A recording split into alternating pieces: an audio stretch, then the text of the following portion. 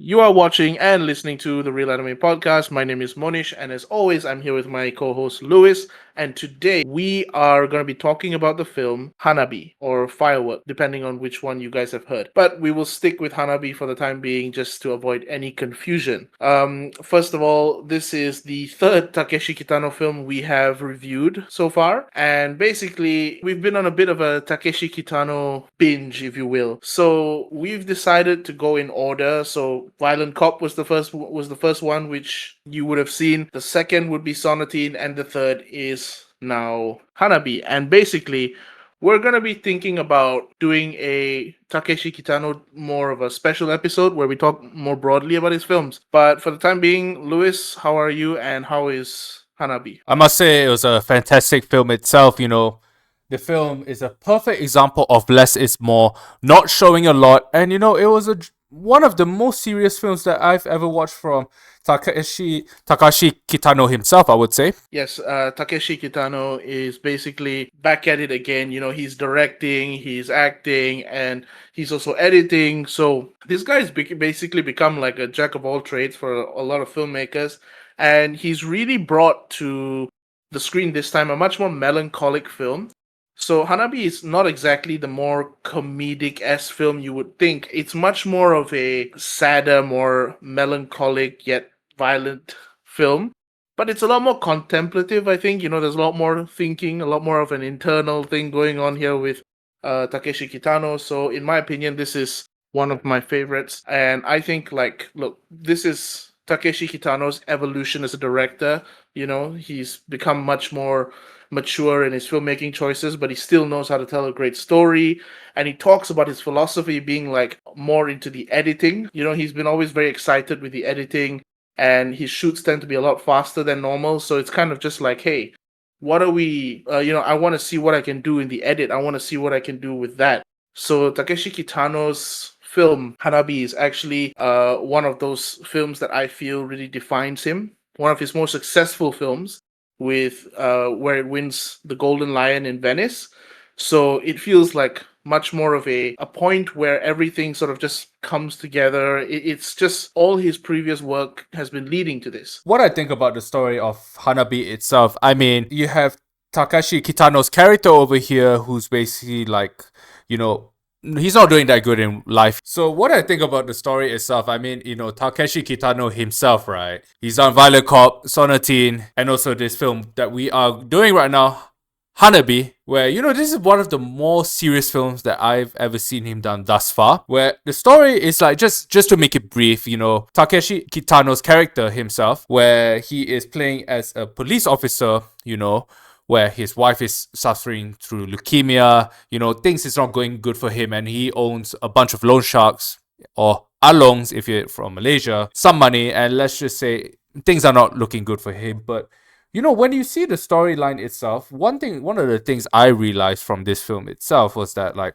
the dialogue, it was very minimal dialogue, Like, I remember what you mentioned on the reel which came out for this episode on our respective Instagram, is that it was between 400 to 700 dialogues around there. If you can correct me if I'm wrong, Monish, but around about there. No, that's right. Yeah. Correct. All right. Round about that range itself, where this is a perfect example of a film being less is more. Now, let me tell you a fun fact. When I watched this film itself, I had a bit of problems with the subtitles itself. So I just treated it as just like, but then again, when I watched it with the subtitles again, I kind of understood the gist of it.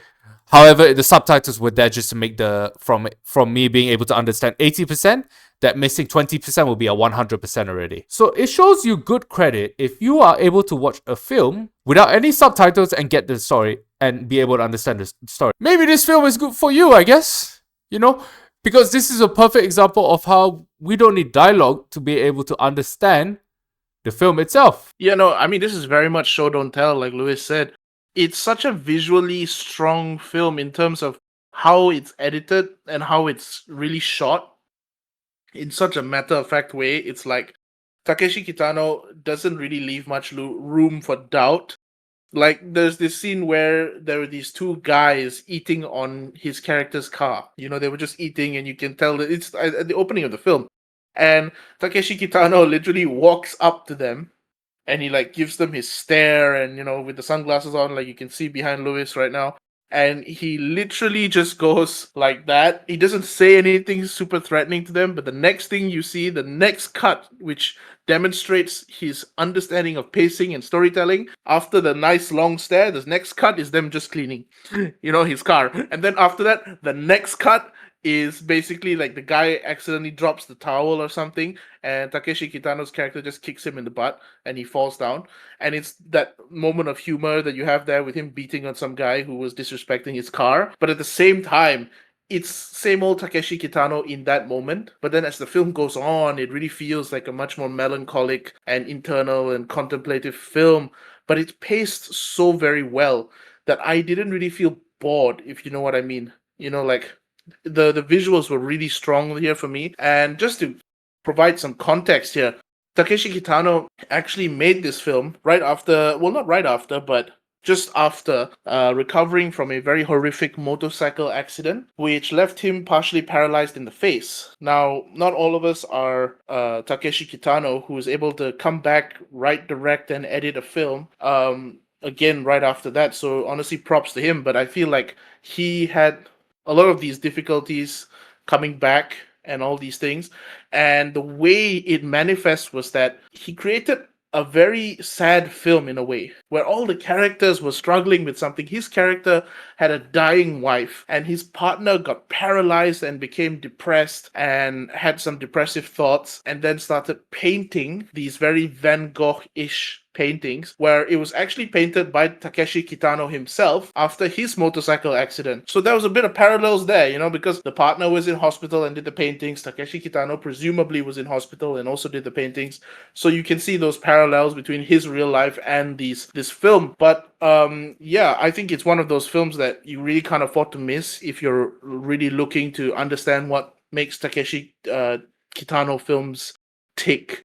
Right. But Lewis, any of these, this film is great. Obviously, we were talking about it, but do you have a favorite moment per se? Because you watched it more than once, as you mentioned. So we'd really love to hear what you think was something that stood out to you. I remember towards the start of the film where you had Takeshi Kitano's character in there, where it was towards the first 5-10 minutes of the film itself, where he was in the taxi with his partner, where it's just Takeshi Kitano being himself. He decides to play baseball with the kids itself. A tiny moment itself, but as he was about to throw the ball away, he was like getting ready. If you see my video, he was like getting ready like this. Then after that, he just throws it in the other direction and he just looks at them just like, ha ha ha ha ha. It just really reminded me of like the comedic side of Takeshi Kitano himself. And that was like one of the moments I remember from the top of my head.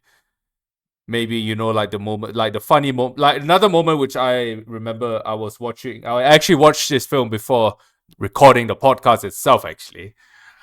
I remember the bit when Takeshi Kitano was in the car and then literally like he was acting as a police officer. He was driving and then there was a guy who was like, officer, help me. And then he's be like, oh, this is what he said, like, oh, this is a useless cop or whatnot, doesn't know what to do. Then as he stops, the guy approaches him. He just basically just smashed the fellow with the car door, and I'm just like, well, this film might be serious, but you're still gonna get some of that. Let's just call it Kitano moments. Let's just say. Kitano. Yeah, I mean, like Lewis, tell the audience a little bit about the story. Like, what is the story actually about? Because it's not about fireworks. Just letting everybody know there are fireworks in the film, but that's not what the story is about. But go ahead, Lewis. Okay, one of the things that I really discover about this film is like, you have one guy over here, Takeshi Kitano's character, who plays as Detective Nishi himself, or Mr. Nishi, I guess. Yeah, where ex-cop now. Now it's ex-cop, but I guess, we got to respect the man with the title, so ex-Detective Nishi, right? Sounds like Mitsubishi, but never mind. But but like the story is basically like, Detective Nishi over here, he's basically like, he's been unlucky in life, let's just say. Him and his wife had a daughter who passed away, and his wife too is suffering from leukemia itself. So his life is just basically like he's not doing the greatest at the moment. He don't forget, he too has his partner who basically got shot in the stomach, and then that left him paralyzed for like that forever, really.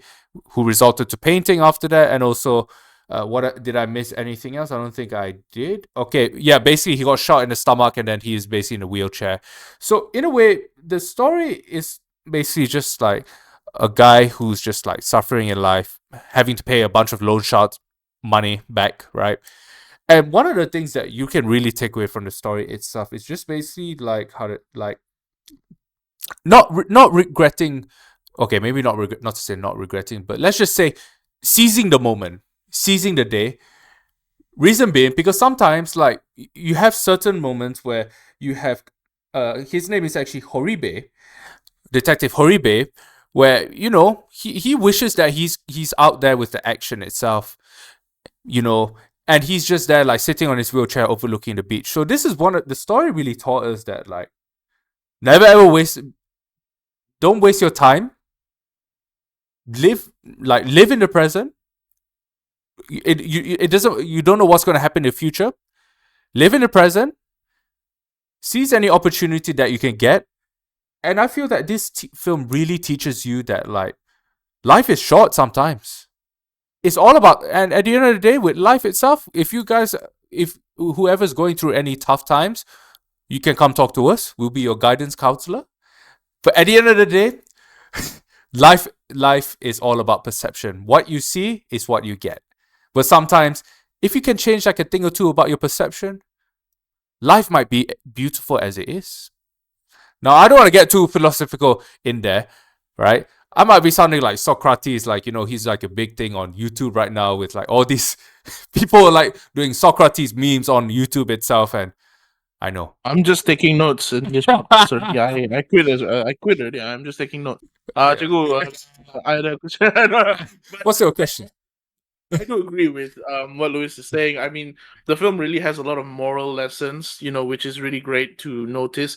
Because I will say that Violent Cop's moral lesson is just don't fuck with Takeshi Kitano. So sorry. I mean, I just think that's number one. Literally, the opening scene, he beats the shit out of a kid in his own house. So you kind of have that point. And then with Sonatine is understand the impact, the implication of violence and living the life with violence. And then this one is about being intentional with your time and living in the present, so on and so forth, like Lewis was giving his philosophy class about just now.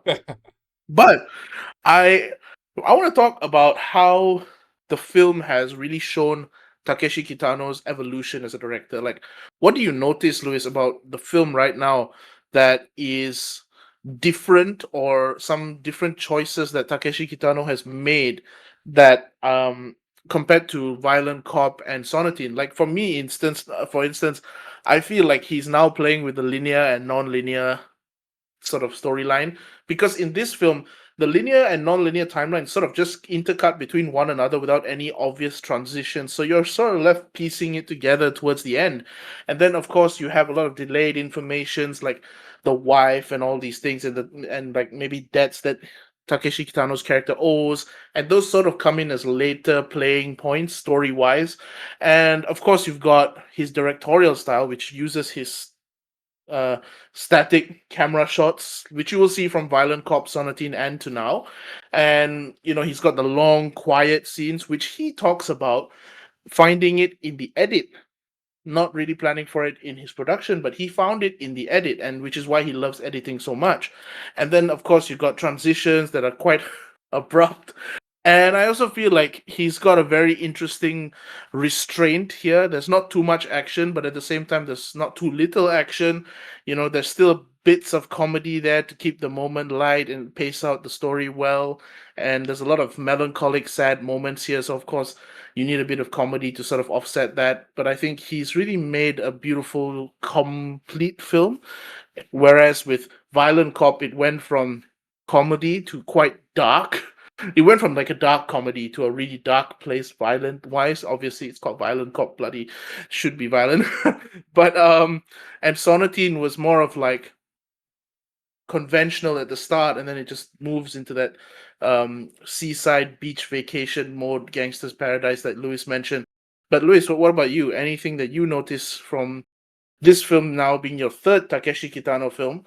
what do you notice that made him grow as a director, or Okay. choices that he's made? Okay. So one of the things I give credit to Takeshi Kitano himself would probably be his mix of genre blending. He's always been good at that. But one of the things I really realized from this film itself is the tone of the film. Violent cop, comedic, turns dark. Sonatine, gangsters paradise, gangsters on holiday, stuff like that. But this one really felt more like a drama than a crime itself, right? Now, yes, you do have certain moments, a bit of action, a bit of comedy, but like there was a bit of some drama scenes, in there where you have like moments where I still remember. I know it's going back to one of the previous questions, but to add on to the favorite moment of mine, I like the moment when he was there with his wife in the car when they wanted to go to that holiday, and they were just playing cards with each other. Like a simple moment like that, where it just showcases like the little moments where these sort of moments like help elevate the story. So I would say I would give him credit for him being able to like work with tone. Like how to set the tone, set the feeling. That's one of the things I really realized that he's done a good job, because there's a difference between genre blending and also the tone itself. They might sound, yes, they work hand in hand. However, if you're doing a comedy film, you're not going to do anything serious, right? If you're going to do anything, if you're doing like let's just say like a drama itself, you're not really going to have any war stuff or like any like those sort of things, if you get what I mean, right? So this is why the tone of the film really sets like the role of the film itself. And I must say that is one of the things I certainly enjoyed from this film itself. Yeah, I mean, like, Louis, if you can expand a little bit, like, why is tone so important to any film? Like, just this is for any filmmakers watching, anyone interested in making films. Like, why is the tone so important? Okay, let me paint you a picture. You have genre. You have many genres: action, comedy, drama, thriller, blah blah blah blah, sci-fi, and so on and so on. Genre is like what is like sort of like the theme of like your film itself. Romance, okay, if it's romance, and who's gonna be the couple itself and all that sort of thing. But when you set the tone of the film, it's like basically setting the mood of the film, right? You are kind of using like the genre to help set the tone, right? Now let me say a keyword to you, Monish, and you're gonna tell me that in one word. All right. So when I say comedy, what is that one word you think of? Funny, Thriller, exciting, drama. Tido. I mean, people talking. No, I'm kidding. But you see the exercise I did there, right? Yeah, You see the exercise I did there. So yeah. when you want to set the tone of a film itself, first things first, get the genre right, get the genre down, and then you have to ask yourself, if you Is do it important for like? Sorry, is it important for people to understand what genre they're going to make a film with first, or can they just unless you're Wong Kar-wai, please be my guest. But let's be honest. fair to Wong Kar-wai, he sticks to his genre. Yeah, yeah. Like In the Mood for Love is a drama. Chungking Express is a thriller drama. So it's kind of he sticks to his genre, if you know what I mean. Yeah, but sometimes, Yeah. you never know. But sometimes the way we see it is like he has a very complicated mind. Sometimes we sometimes think like, how does this guy with a complicated mind be able to stick to the genre? All right, but to answer your I question, guess sorry, I just got a great answer from your example actually. Like you literally said, how does a guy with such a complex mind stick with one genre? And I think that's the answer, right? It's like it shows exactly how important sticking to your genre is, right? Because exactly. it's like even Wong Kar-wai is sticking to his genre, like you said, because it was like I found that pretty interesting to me because I was like, Wong Kar-wai, yeah, you're right. He's pretty versatile. He tends to go kelang kabut here and there. Kelang kabut means a bit of everywhere for everybody who's not Malaysian. But the point I think Louis made that was really, really smart was that even someone like Wong Kar-wai sticks to the genre he knows because not to the genre he knows, but he sticks to his genre, right? Because once you start overdoing it, it becomes like too, it becomes so uneven, right? Like Takeshi Kitano has two genres. Even he sticks to two genres, but he plays with the genres, right? It's like, okay, we're gonna do gang violence. It's gonna be super violent, and maybe the comedy. Okay, we'll make it a bit dark, dark comedy, so that at least it blends well with the gang violence action thing, right? So back to you, Louis. Like, why is genre so important for people to Okay, understand? so one of the things that is if you're looking to do films, is always very important to at least study genre theory. Let's just say genre theory. You're gonna have certain semiotics in there, certain mise en scène. Well, see, Hedy, if you're watching this, I know I learned from your class. He's gonna be like, buddy, never. Sorry, off topic. But it's important to like at least like okay, like how I gave the exercise to Mohnish just now. When you say a certain genre, what do you associate with this genre? You know, being able to understand your genre is very important. So then once you know the surface level of it, you be able to do a deeper understanding of it to the point where you be able to like, jump all everything together. Like I'll give you an example. Who would think that jazz and metal will go well together? Well, listen to Dream Theater because okay, I know they don't put a lot of jazz, but there is some jazz influence in there, like a band like Dream Theater where it's known as progressive metal. I'm just saying, man's are hot. Yeah, no, I mean for sure, like understanding genre is important and being able to mix them like Dream Theater or even Takeshi Kitano is a very, very important thing. Like even though you can clearly see, I suppose, in Hana-bi that there is one dominant genre which would probably be crime drama, and then you've got the dark comedy just sprinkled in a little bit here and there. So it's not too crazy. So at least you have one dominant genre so that your tone is level and it doesn't go crazy, right? But I think that's one of the most important lessons that we can take from understanding how Takeshi Kitano has grown as a director, right?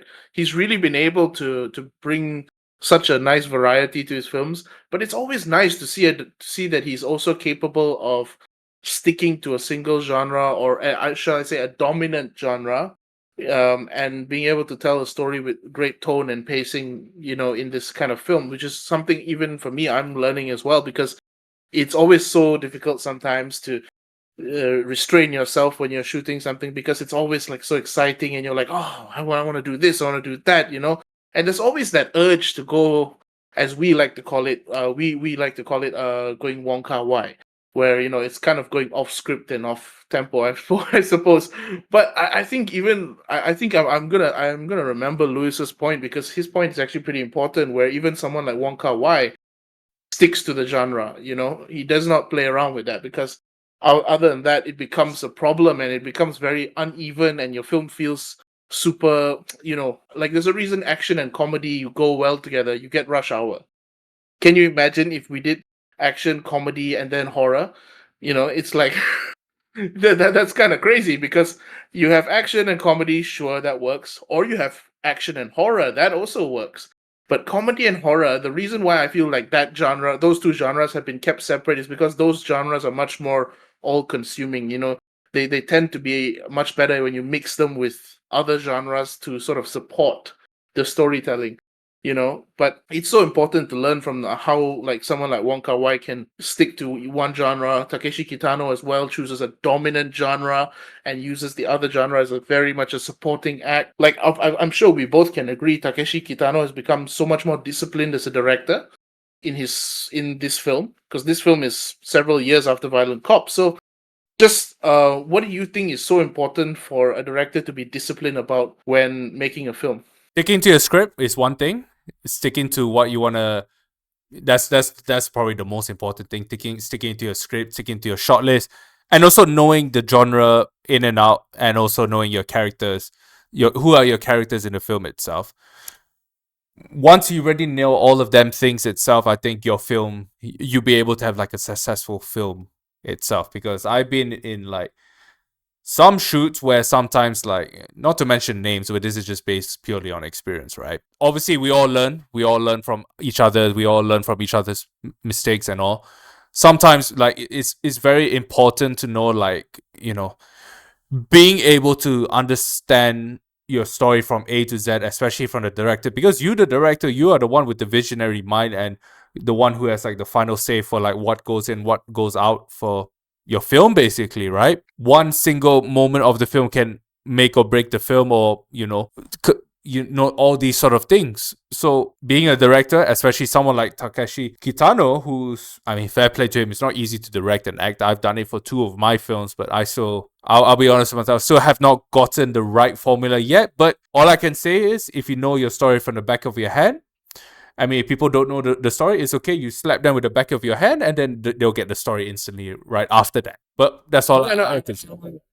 I really like what Lewis's points are. You know, it's like even Takeshi Kitano's discipline as well.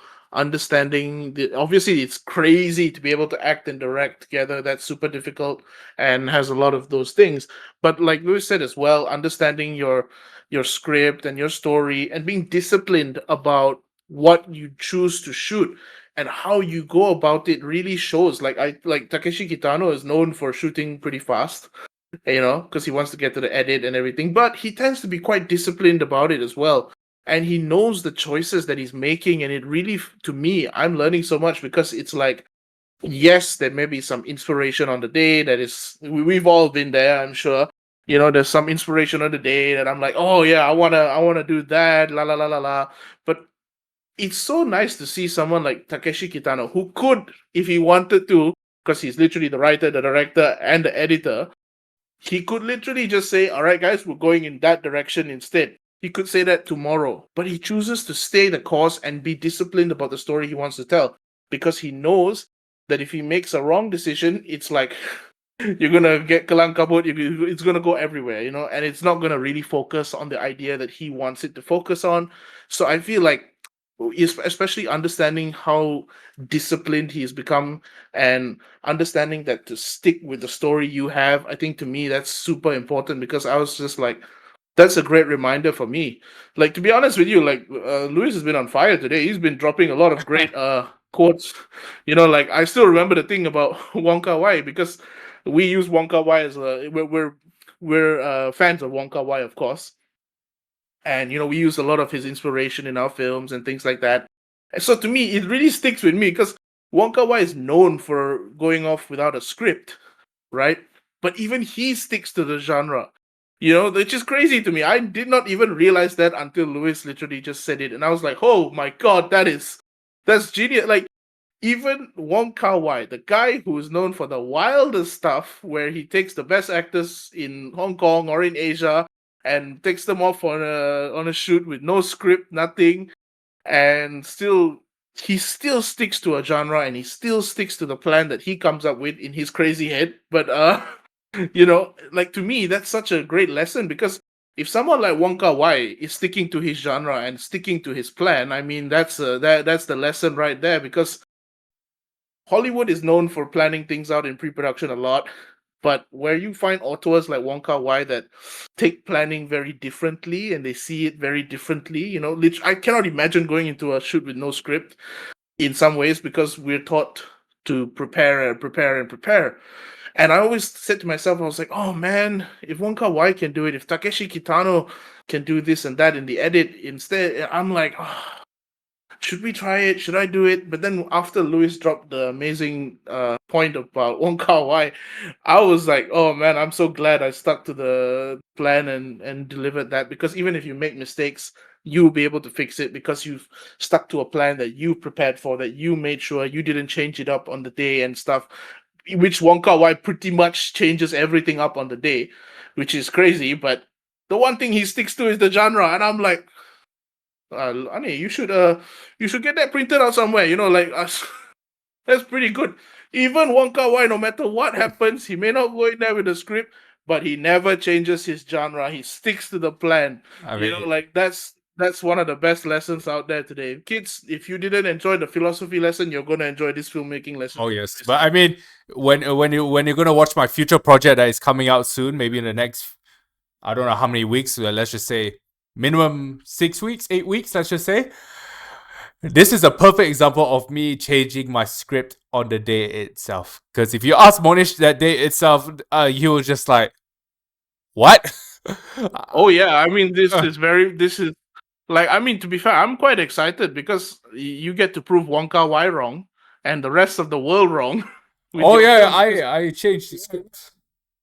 yeah, I mean he straight up changed the genre as well. So to be honest, it's quite an interesting thing because if even Wonka Wai doesn't change the genre, but Louis Knight changes the genre. So we are going to see when this film comes out how that works out. So I cannot wait to see Louis's film because I'm so excited to see how someone who even Wonka Wai didn't want to change the genre, but he changed the genre. So I'm very like semangat already to see this film. I'm so excited to see how the. Did you reveal the name yet already? For the film, I'll give you a clue what it is, guys. it's Lost, lost somewhere. I don't. lost somewhere. Lost. Well, no, we cannot give it all away. It's lost something. It's part of the lost. It's part of the lost universe. Okay, I'll It's tell you. lost. Okay, go ahead, go ahead. I'll tell the characters who are making a return. Oh. Your favorite character, Dick, is back, and we might have a few new characters. Oh, okay. So obviously, this is going to be really exciting for Lewis's film. We will obviously talk about it more when his film is closer to release date. So hopefully, all of you guys keep an eye out for that. Time for Lewis to prove even Wonka Wai wrong. So I cannot wait for this. I'm very excited to be honest because I was on shoot, so I got to see a lot of the fun going on, and it's literally the opposite of everything we've been talking about. So I'm super excited to see Louis prove Wonka Wai wrong. Maybe we can DM him on Instagram after that and ask him to check out the film. So definitely keep your eyes peeled for that.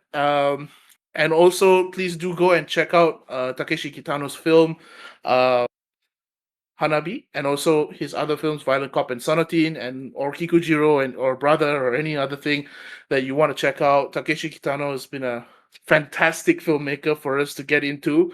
And Louis, any final words about Hana-bi? Yeah, I mean, just watch it. Watch it. It's a fantastic film, and if it's not a good film, I want one of you viewers to come up here in our podcast and we discuss our thoughts. Oh, God. Okay. You all got that challenge here first. So thank you all for watching. Thank you all for listening. And we will see you in the next Real Anime podcast where we will be talking about an anime. So that definitely, I hope for our anime fans, we will be talking about an anime again. So thank you all so much for being so patient with us. I know we've been on a Takeshi Kitano train, but as you can see, we are not going to be stopping anytime soon. We're going to be doing a special episode, hopefully. So until then, thank you all for watching, and we will see you in the next one.